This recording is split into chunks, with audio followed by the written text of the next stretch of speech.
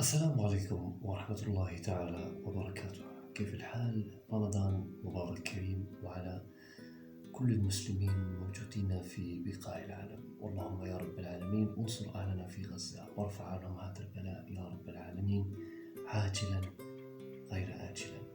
أما بعد، اليوم سنتناول موضوعا جدا مهم وجدا حساس، لذلك أنصتوا جزاكم الله خيرا.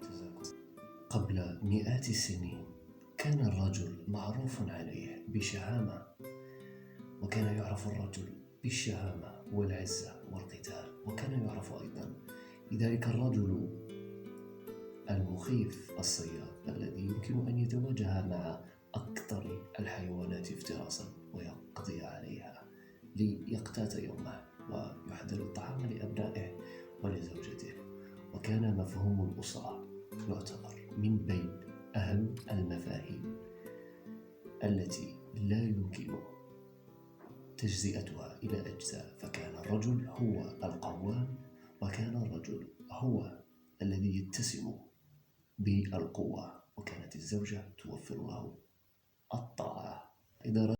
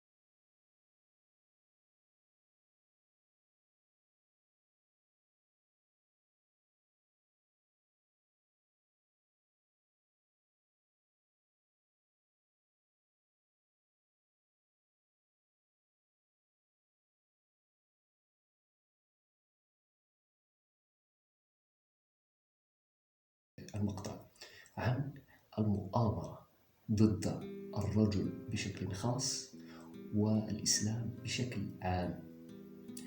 فكما تعلمون أن الإسلام تعرض للكثير والكثير من الضرب والكثير من التجاوزات، سواء كانت إعلامية أو في المظاهرات أو في المنابر أو البرامج التلفزيونية. فالإسلام يتعرض بكل أشكال العجرفة وأشكال تشويه سمعة هذا الدين الحنيف الذي أتانا عن طريق، لم يكن طريق الإسلام سهل، لكن الإسلام قطع مشوارا جدا جدا صعب، وقدم لأجل هذا الدين بحر من الشهداء وبحر من الصحابة والمرسلين والرسل.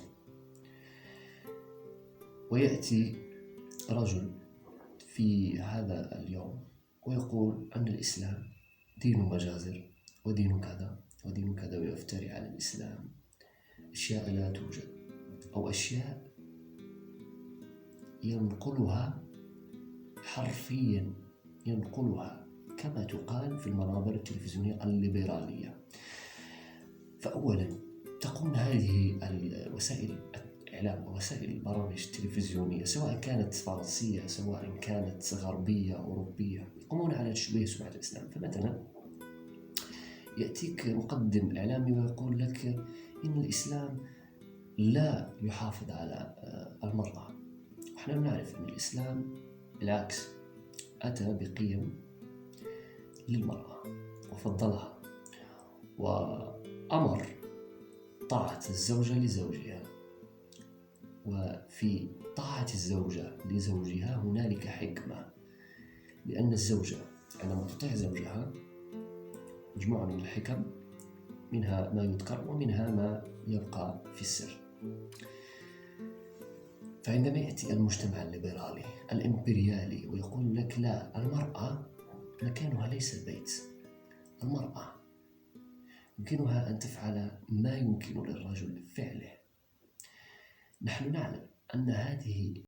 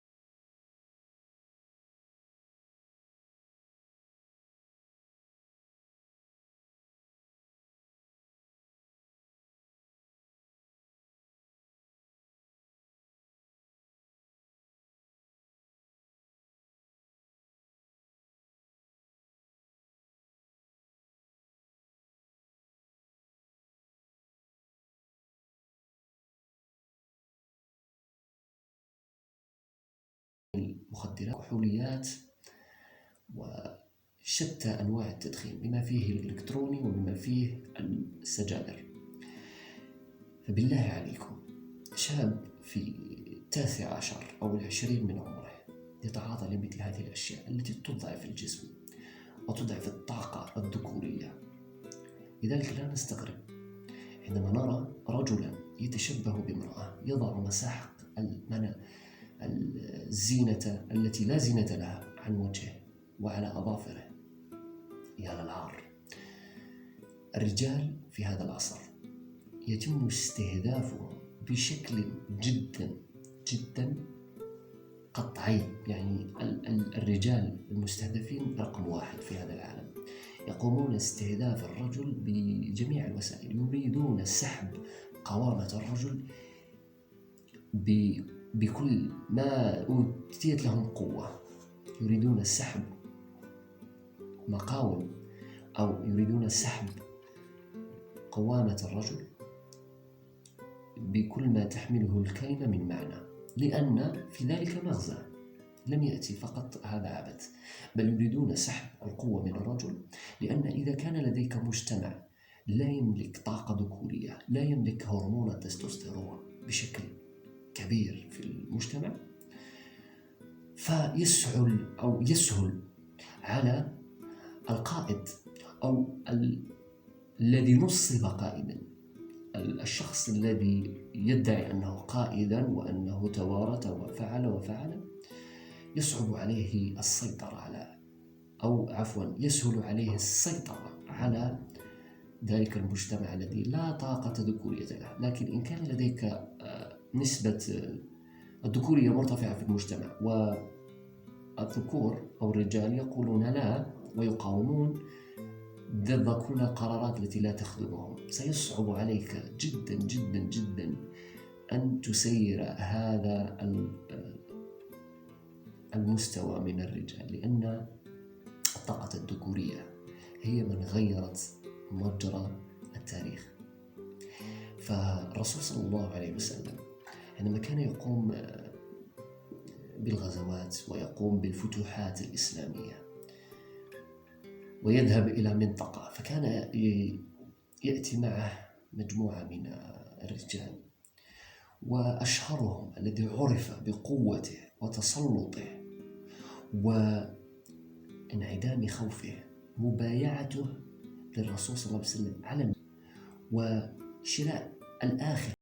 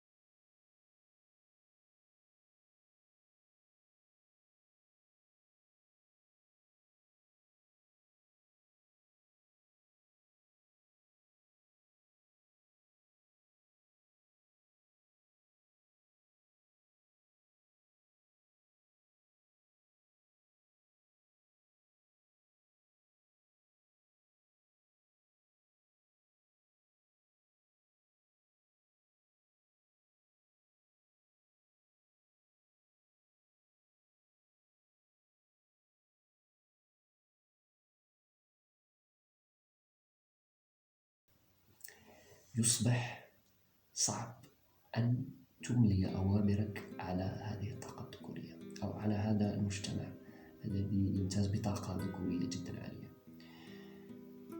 فالمجتمع الإمبريالي والليبرالي والمجتمع الغربي بشكل عام يفهم جدا هذه المعادلة، ويعلم أن الطاقة الذكورية طاقة جدا جدا جدا خطرة على المفاعل النووية. لأن فعلا إن كان لديك مجموعة من الرجال، لنقل أن اجتمعت 3 نساء على مائدة، ماذا ستستفيد الأمة من هذه المجامع؟ فستسمع أن المرأة تقول الأخرى أنها اشترت مساحيق التجميل بكم هذا السعر، وغدا ستسافر إلى البلد وأن زوجها سيصطحبها إلى غير ذلك من التفاهة. لكن لو اجتمع 3 رجال فممكن أن يصنعوا شيء يغير مجرى التاريخ. لكن المجتمع الإمبريالي أو الليبرالي يعلم جيدا أن الاجتماع يجب أن يكون على تفاهة، لذلك يقومون بإقحام الكحوليات على المائدة، علبات السجائر على المائدة، إقحام مواد مخدرة، حتى يستطيع هذا المجتمع الإمبريالي غلغلة وتمرير أفكاره على تلك المائدة بشكل غير واعي، بشكل غير ملحوظ على هؤلاء الرجال الذين جردوا من صفاتهم الرجولية. فالعياذ بالله نرى الكثير من الناس أو من الذكور يقولون أنهم عابرون جندريون أو ترانس جندر، فيقول أنه كان في جسد امرأة وبعد ذلك شعر أنه ذكر، أو أنه ذكر ويشعر أنه في جسد امرأة. كل هذا من التفاهات والترهات تمر مرار الكرام على آذان لا تسمع وأبصار لا تبصر، لكن تمريرها خطير جدا وخطير على الفئات العمرية القاصرة، الجيل الصاعد، الجيل الذي سيتربى على مثل هذه الأشياء. فسيتم محو الصفات الذكورية بشكل غريب جدا. مئات من السنين قبل الآن كان الرجل يذهب لمطاردة الأسد، نعم، ولا زال الآن عادات في إفريقيا ورثها بعض الأفارقة عن أجدادهم، يقومون بمطاردة الأسد ويقتلونه كدليل على القوة والرجولة. الآن تجد رجل همه الوحيد أن يعاكس فتاة في الشارع ويأخذ رقمها، وبعد ذلك ينغمسون في المحرمات. فمثل هذه الأشياء لن تصنع رجال الغد، ورجال الغد في هذا الوقت أو الرجال الذي سوف يغيرون مجرى التاريخ يتميزون بالصمت، لا يتكلمون، لأنه لو قالوا الحقيقة يعلمون شدة المعرفة أنهم سيلاقون حتفهم. لذلك مفهوم الرجولة بدأ يتلاشى. فإن كنت الآن تشاهدني لازال الوقت أمامك كي تنقطع عن تلك العادات السيئة. لا تدخن ولا تشرب الكحوليات، فإنها هلاك لصحتك أولا وتدمير لصفاتك الرجولية، حتى لن